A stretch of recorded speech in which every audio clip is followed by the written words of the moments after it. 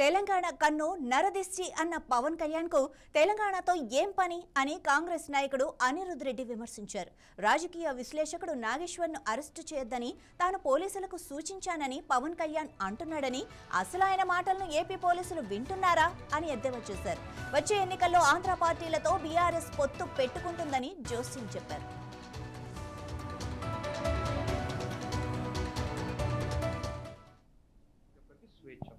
నేను కూడా పోయి వెస్ట్ బెంగాల్లో పార్టీ పెట్టుకోవచ్చు, నేను కూడా పోయి తమిళనాడులో పార్టీ పెట్టుకోవచ్చు. నాకు తమిళ్ రాదే. అయితే ఆయన పార్టీ మీటింగ్ పెట్టుకోవచ్చు, ఏమైనా చేసుకోవచ్చు, స్వేచ్ఛ ఉన్నది.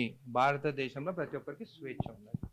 నేను మాట్లాడింది ఒకటే, తెలంగాణ వాళ్ళు మీది నరదిష్టి, మీ కళ్ళ వల్లనే కోనసీమలో చెట్లు చచ్చిపోయినాయి, కొబ్బరి చెట్లు అన్నీ చచ్చిపోయినాయి అని చెప్పడం జరిగింది.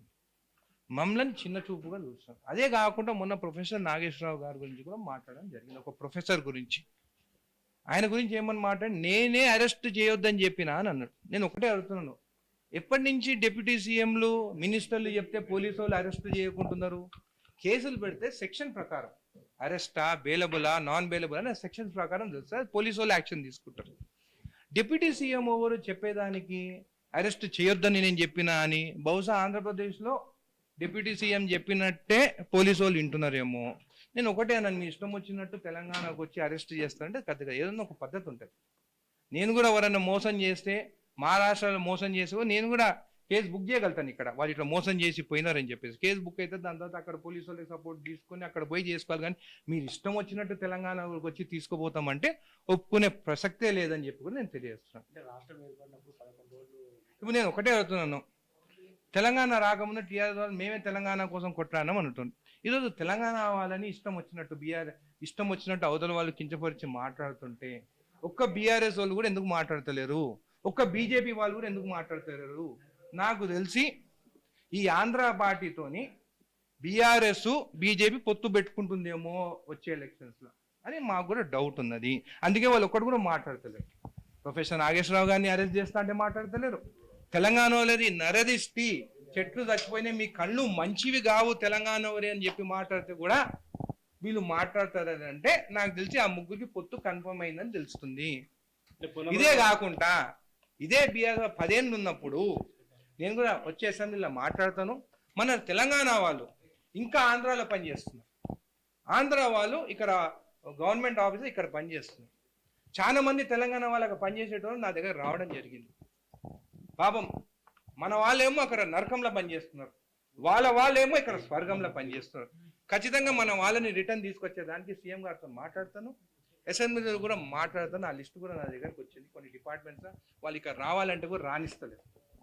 ఖచ్చితంగా 2 గవర్నమెంట్లు మాట్లాడుకొని మా తెలంగాణ వాళ్ళు మాకు వెనకకి రావాలి, ఆంధ్ర వాళ్ళు ఎవరైతే ఇక్కడ గవర్నమెంట్ ఆఫీస్ పనిచేస్తున్నారో వాళ్ళ ఏరియాకి వాళ్ళు పోవాలని చెప్పి నేను రిక్వెస్ట్ చేస్తాను.